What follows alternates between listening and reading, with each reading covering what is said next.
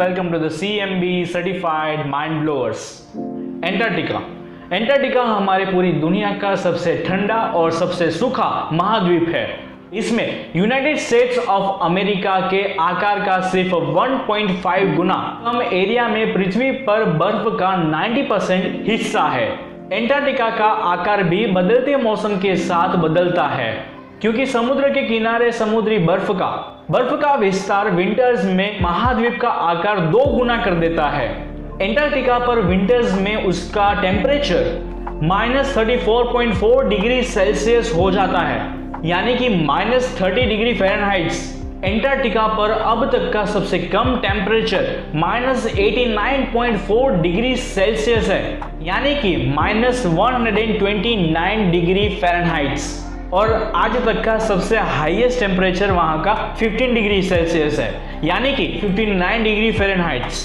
Antarctica में सिर्फ 2 ही season है, समर्स और विंटर्स। हर किसी का यह मानना है कि एंटार्क्टिका पे 6 महीने रात तो 6 महीने दिन होते हैं। हाँ, तो यह सच है। वहां पर 6 महीने जब गर्मियां होती है तब वहां पर दिन होता है, और बाकी के 6 महीने जब वहां पर विंटर्स होती है तब वहां पर रात होती है। सन के रिलेशन में पृथ्वी के टिल्ट के झुकाव के कारण हमारे जो सीजन्स है वह बदलते हैं, और उसी झुकाव के कारण हमारी जो दिशा है वह कभी बदलती नहीं है। लेकिन जैसे ही पृथ्वी सूर्य की परिक्रमा करता है, प्लेनेट के डिफरेंट हिस्से सीधे सूर्य के प्रकाश की ओर संपर्क में आ जाते हैं, और इसी वजह से गर्मियों के दौरान एंटार्क्टिका पृथ्वी की तरफ और सूर्य पृथ्वी की ओर झुक जाता है, और इसी वजह से वहां के 6 महीने दिन होते हैं। और सर्दियों में यानी कि विंटर्स में एंटार्क्टिका पृथ्वी की तरफ सूरज से दूर झुका हुआ होता है,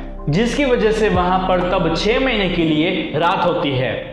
पता है, एंटार्क्टिका को एक रेगिस्तान ही माना जाता है, क्योंकि यहाँ पर शायद ही कभी बर्फ गिरती है या तो फिर शायद ही कभी बारिश होती है, और इसी बारिश की वजह से यहाँ पर एक भी पेड़ नहीं है और एक भी झाड़ियाँ नहीं है। लेकिन हाँ, वहाँ पर कुछ पौधे होते हैं, और वो भी कैसे पौधे जो वहाँ की ठंडी को सहन कर सकते हैं। वो है लाइकेन, मोसेस यानी कि काई, और शैवाल यानी कि एल्गाई।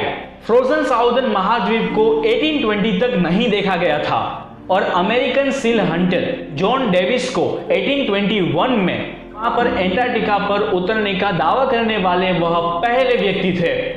20वीं सेंचुरी के शुरुआत में एक्सप्लोरर्स के 2 ग्रुप ने चलने की होड़ में डिसोलेट एंटार्क्टिका लैंडस्केप को उन्होंने पार कर लिया था, और जहां पर पहले कभी कोई भी व्यक्ति नहीं गया था, यानी कि उस पोल पे जाने वाले वह पहले लोग थे।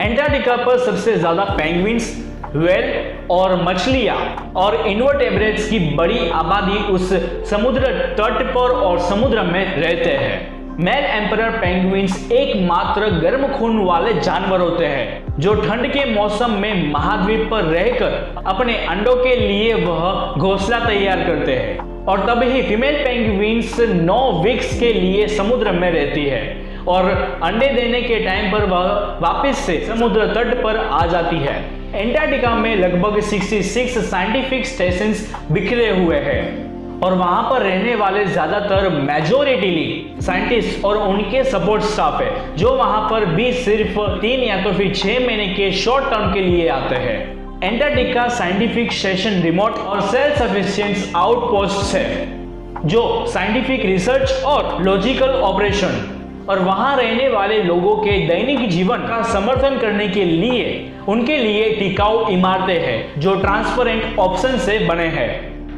एंटार्क्टिका में इतनी ज्यादा हद तक ठंड हो सकती है कि आप अपनी सारी परतों को दान किए बिना आप वहां से बाहर एक कदम भी नहीं रख सकते। आपको पैरों में इंसुलेटेड बूट, भारी वाटरप्रूफ जैकेट और थिक ओवरपैंट्स पहनने पड़ते हैं, और तभी आप लोग वहां पर बाहर निकल सकते हैं। अगर आप वहां पर जाना चाहते हो तो वहां का एवरेज कॉस्ट अराउंड $10,000 है, और यह सिर्फ एक आदमी का है। और अगर 6 से 10 दिनों के लिए जाना हो तो पर पर्सन $5,000 है। वहां पर समर्स में कई महीनों में लगभग 4,000 टूरिस्ट आते हैं, और हर साल लगभग 1,000 से ज्यादा ओवर विंटर टूरिस्ट होते हैं। लेकिन साइंटिफिक स्टेशंस के अधिकांश निवासी वहां पर गर्मियों के मौसम में ही जाते हैं। पता है, एंटार्क्टिका में कोई भी सिटीज ही नहीं है।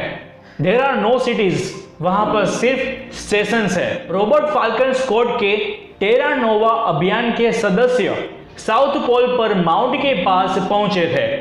1820 में पहली बार एंटार्क्टिका की खोज की गई थी, यानी कि 1820 के पहले किसी को यह नहीं पता था कि यहाँ पर एंटार्क्टिका भी है। और 1820 में इसकी खोज के बाद एक्सप्लोरर्स को उस पोल तक पहुंचने के लिए लगभग 100 साल लग गए थे। पहली बार 27 जनवरी 1820 को इस एंटार्क्टिका को पहली बार देखा गया था और वहां पर जाने वाले रॉल्ड एम्युंडसेंट पहले व्यक्ति थे। और हाँ, एक और बात बता दूं कि एंटार्क्टिका में रहने के लिए कोई भी घर या तो फिर होटल्स नहीं है। तो ये थी थोड़ी सी शॉर्ट इन्फॉर्मेशन एंटार्क्टिका के बारे में। तो अगर आपको यह वीडियो अच्छा लगा हो तो प्लीज आके लाइक कर दीजिए और शेयर करना ना भूलें। और अगर हमारे चैनल में पहली बार आए हो तो सब्सक्राइब कर दीजिए प्लीज, और बेल आइकन को भी दबा दीजिए ताकि हमारे आगे की वीडियोस की नोटिफिकेशन आप लोग को मिलती रहे।